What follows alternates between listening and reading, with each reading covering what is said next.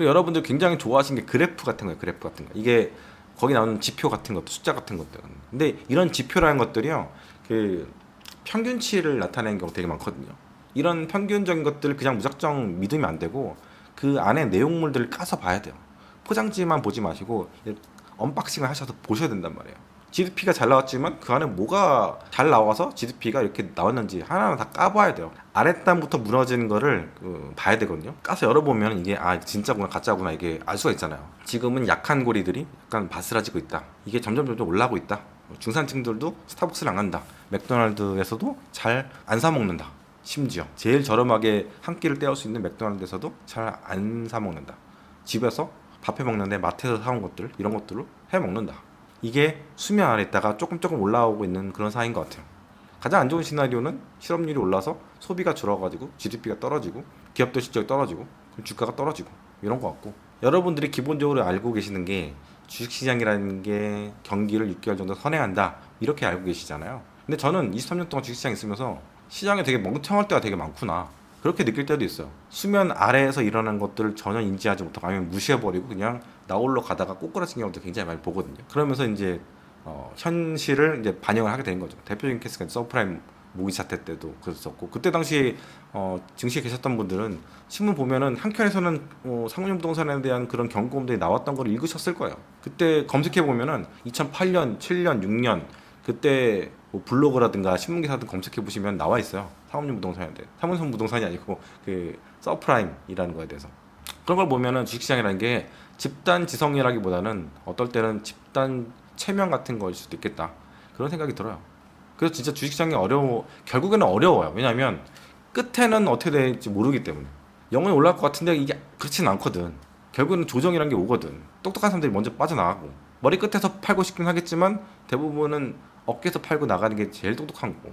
아무튼 간에 이 최면이라는 거는 한 사람 두 사람들이 깨어날 때쯤 이미 늦어버린 상태인 경우가 되게 많은 것 같아요. 그래서 우르르르 또 몰려 가지고 매도가 팍팍팍 나오기 시작한 거예요. 이게 눈 깜짝할 사이에 시장 조정이 10%가 나게 된 것 같아요. 그래서 이게 아니겠지라고 해서 다시 또 반등이 또 세게 오기도 해요. 바로 지난주만 하더라도 하루에 막 엔비디아 같은 종목이 막 7%, 8%, 12%막 이렇게까지 움직이잖아요. 그러니까 서로 막 지금 이게 제 매수 타이밍이야, 뭐야, 뭐 아니야, 던져야 돼, 떠나야 돼, 막 이렇게 고민을 하고 있는 흔적들이 보이는 거예요. 그래서 되게 시장이 조울증에 걸린 것 같다라는 얘기들을 사람들이 많이 하는 거죠. 저는 일단 미국 경제가 지금 좀 병에 걸린 걸 생각해요. 체력은 좋은데 병에 걸렸다고 해야 되나? 저 같은 경우에도 지난 열흘 정도에 이가스포퍼 와가지고 뭐한테 물렸어요. 뭐한테 물렸는데 지금 상태가 되게 안 좋은데 보여드리기 좀 그렇긴 하지만 이게 점점점 심해지고 있는 상황이거든요. 그래서 지금 여기도 거의 열흘 정도 렌트를 해가지고 지금 에어비앤비로 좀 들어와 있는 상황인데 약 바르고 항생제 먹고 하고 하는 그런 상황이에요. 미국 경제도 그렇고 증시도 그렇고 뭔가 그런 타이밍이 좀 필요하지 않겠나 그런 생각이 듭니다. 아무튼 지금 연준은 완벽하게 실패를 했어요. 물가가 3%대까지 내려왔으면 그때쯤이면 이제 슬슬 뭔가 언질도 좀 주고 금리를 살짝 내릴 필요는 있었다고 생각해요. 베이비 스텝 이런 거. 근데 이제 뭐 2%대까지 더 보고 싶다 막 욕심만 부린 거야. 아끼다가 똥 된 거라는 생각이 들어요. 보기는 뭘 봐요. 이게 2%까지 간다는 게 얼마나 오래 걸린 건데. 라스트 마일이라고 자기들이 막 얘기를 했는데 그걸 고집한 게 문제고, 파월은 그런 실수를 이전에도 한 두어 번 정도 했었고, 뭐 이제는 이제 9월달 인하가 뭐 기정사실화된 것 같다, 막 이런 얘기를 하는데 타이밍을 완벽하게 놓쳤다고 봅니다. 뭐 이번에 그 파월이 막 얘기한 거 보니까 굉장히 경직되게 한 50분 만에 얘기하고 확 가버리다가 질문도 많이 안 받고 이제 확 가버리더라고요. 그건 뭐냐면은 내리긴 내릴 건데 뭔가 이제 너무 이렇게 비둘기 파종 나와가지고 이제 언지를 줘버리게 되면 0.25%를 9월달에 내리는 거에 대해서 서프라이즈 효과가 적잖아요. 그래서 되게 약간 차갑게 좀 얘기를 하더라고요. 좀 들키지 않고 싶어하는 그런 게 있어요. 이게 제가 볼 때는 파월이라는 사람이 약간 순둥이 같은 그런 좀 기질이 좀 있는 것 같아요. 경기 침체에 대한 수많은 시그널들이 있었는데 이게 찬물이 아래 있고 뜨거운 물이 위에 있는데 연준은 이제 뜨거운 것만 계속해서 받은 것 같아요. 근데 지금 찬물이 쭉 해가지고 뜨거운 물을 이렇게 집어삼키고 있는 그런 상황, 급냉하고 있는 그런 상황이 되는 것 같은데, 아무튼 또 연준의 흑역사가 또 이렇게 시작이 되는 것 같아요. 그래서 저는 고금리라는 게 참 독이라고 봐요. 경제에 있어서.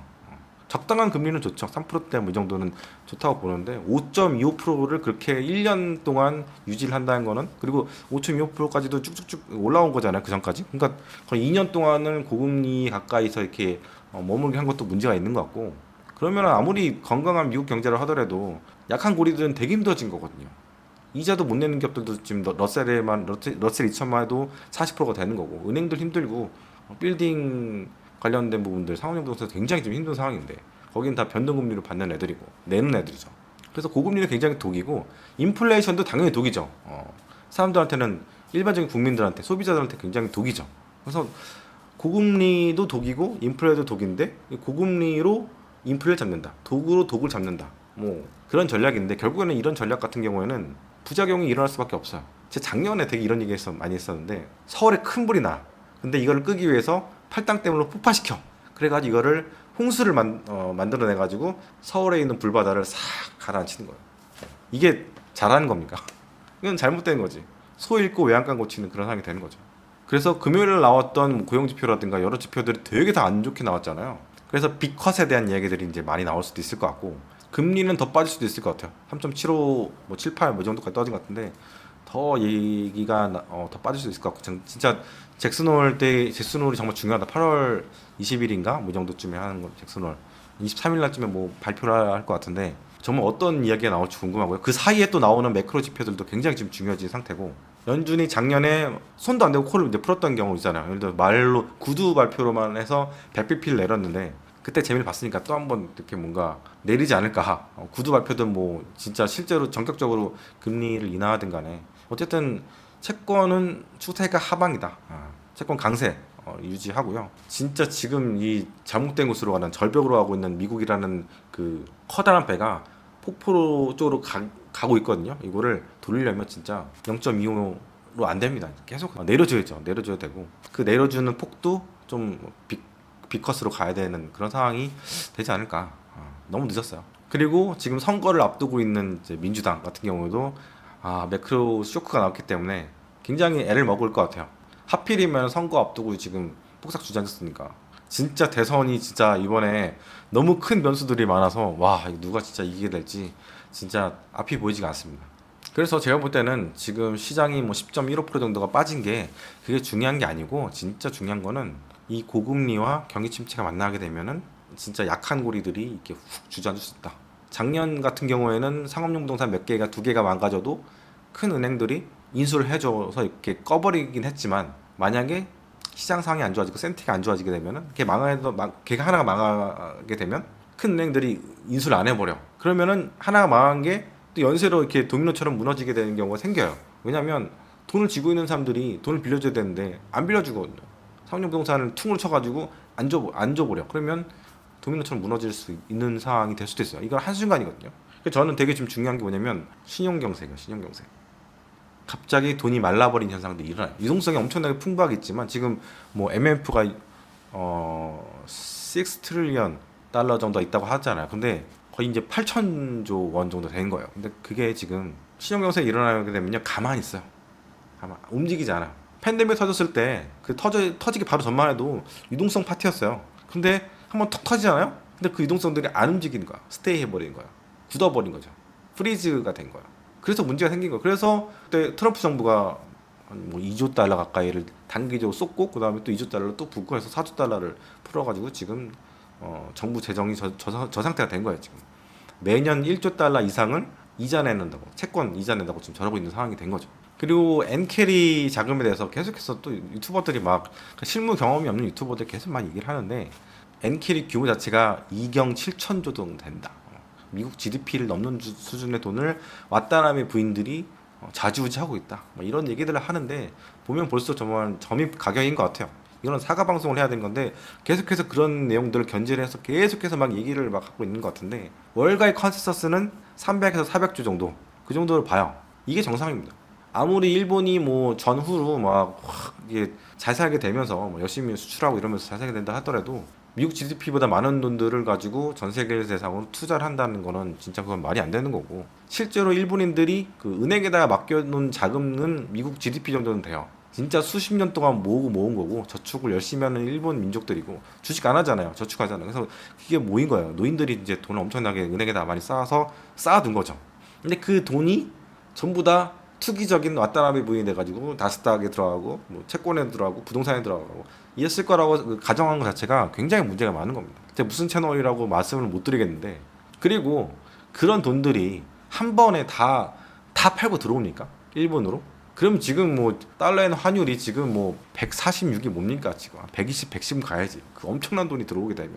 그리고 되게 어이가 없는 거는 뭐 NK 자금이 지금 들어오고 있다고 생각을 해보세요. 뭐 나스닥 다 박살내고 들어오고 있어. 들어오고 있는데 돈이 들어오게 되면 이게 뭐 채권 시장으로 들어가거나 뭐 주식 시장으로 들어가겠죠. 근데 채권 시장은 지금 하락하고 있어요. 일본 채권 시장은 지금. 그러니까 금리가 올라가면서 채권 가격은 하락하고 있는 그런 상황인 거예요. 반면에 주식 시장은 니케이가 지금 완전히 개박살 나고 있잖아요. 5.6% 하루에 빠져버리고. 과연 그러면 돈이라는 거는 어디든 지나가게 되면은 파킹이 되면 흔적이 있단 말이에요. 근데 이 어마어마한 돈이 일본은 돌아왔다고 합니다. 엔캐리가 끝나가지고. 근데 어디에도 흔적이 없어. 들어갔던 흔적이. 이건 정말 불가사의한 거죠. 그러니까 제가 볼 때는 소설 쓰는 것 같아요. 한 300조 정도, 400조 정도의 일부가 나스닥에서 빠져나와서 일부는 들어갈 수 있어요. 그럼 그 정도 가지고는 뭐 영향을 못 줘요.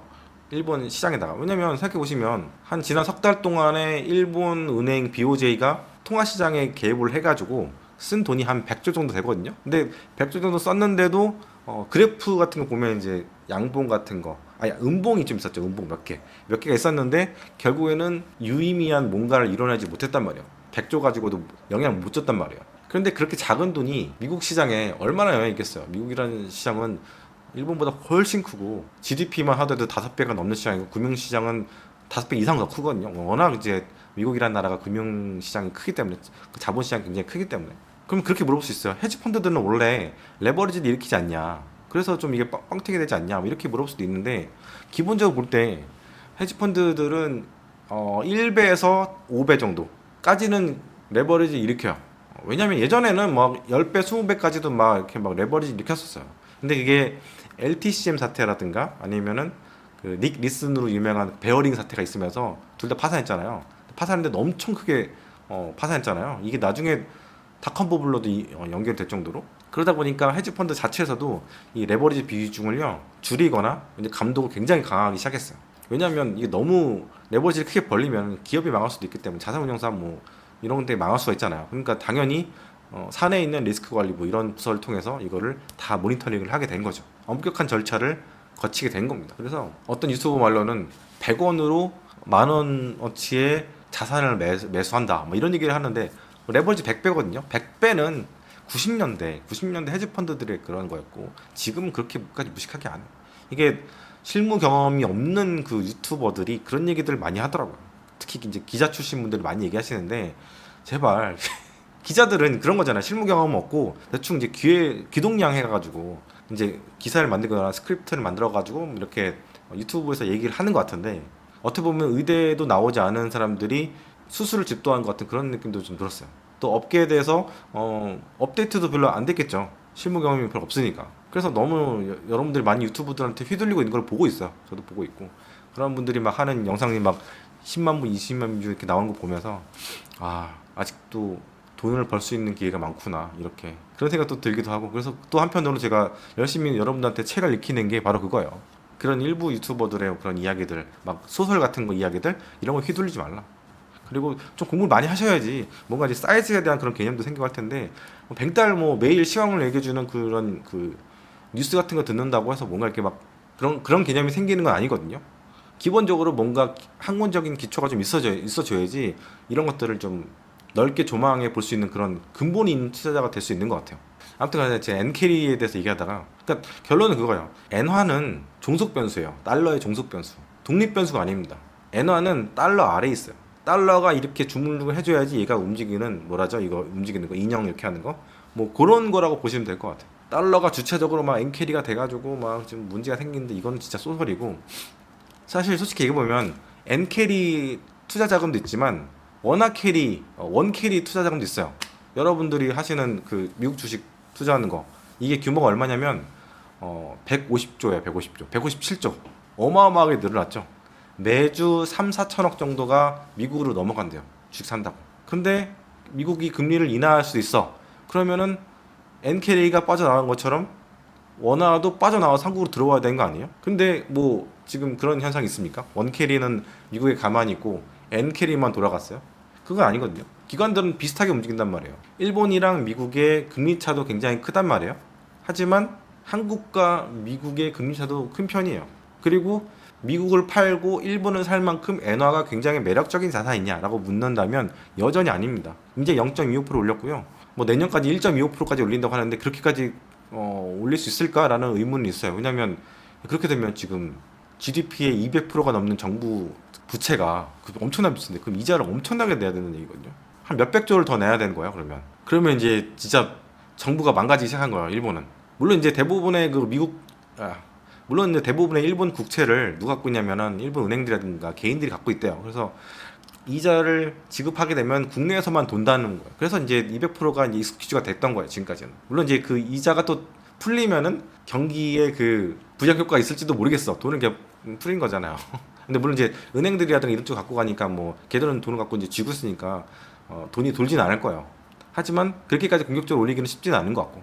그래서 지금 일본은 어떻게 보면 진퇴양난에 빠진 것 같은 그런 상황도 있는 것 같아요. 그리고 엔화가 굉장히 저평가되어 있는 상황에서 수출로 먹고 살았던 그런 나라였는데도 불구하고 이게 다시 이제 150엔 이하로 깨졌잖아요. 1달러당. 그러면은 다시 기업들이 실적이 악화가 될 가능성이 조금 있죠. 그러니까 뭘 해도 지금 약간 트랩에 빠진 것 같은 게 일본 경제라고 저는 생각합니다. 아무튼 말도 안 되는 그 엔캐리 그 소설 때문에 많은 분들이 공포에 빠져가지고 더 주식을 판 것도 있는 것 같아요. 이 엔캐리에 대한 얘기는 한국에서도 돌긴 하겠지만 미국에서도 돌고 있는 얘기는 얘기고 전 세계 사람들을 약간 공포로 빠져나가게 만드는 그런 느낌이 좀 있는데 휘둘리지 않으셨으면 좋겠어요. 그런 거. 이거 또 시간 지나면 또 잊혀집니다. 전쟁도 마찬가지. 전쟁도 아무리 네타냐후가 발악을 해도 사람들 신경 안 써요. 그러니까 이것 때문에 질문 안 하셔도 됩니다. 이제 너무 많은 분들이 질문하셔가지고 전쟁에 대한 공포. 야 작년 11월 달부터 지금까지 이 말도 안 되는 전쟁이 계속해서 이루어지면서 자극적인 뉴스들만 팡팡팡 나오니까 사람들이 또 놀래가지고 또 주식 팔고 막 그랬을 것 같아요. 제 생각에는. 그래서 질문들 보면은 다 그래요. 경기 침체도 오고 전쟁도 무섭고 어떻게 될까요? 이렇게 질문하신 분들이 되게 많아요. 마무리를 하겠습니다. 일단 정말 극단의 시대에 와 있고요. 정말 모든 게 빨빨빨 움직이기 때문에 투자자들은 정말 똑똑해져야 되는구나. 판단도 빨라야 되는구나. 그런 생각이 들고요. 이제는 내 나스닥의 신이다. 이런 얘기들은 사라지게 될 것 같아요. 이제 많은 분들이 금융 치료를 받고 있는 것 같고 번 것도 없이 지금 깨져서 슬프다, 울고 싶다라는 리플들이 다시 보이기 시작을 했어요. 아무튼 월요일 날 시장 열리면요. 좀 빠르게 저도 리뷰를 해보고 이야기를 드리도록 하겠습니다. 일단 저는 이제 거의 대부분 이제 현금인 상태고 반도체 ETF 산 거는 뭐 버려도 되는 그 소액이기 때문에 테스트용으로 사본 거거든요. 그래서 반등 오면 팔고 그냥 또 다시 현금 100% 만들 수도 있고. 네, 여기까지 하겠습니다. 감사합니다.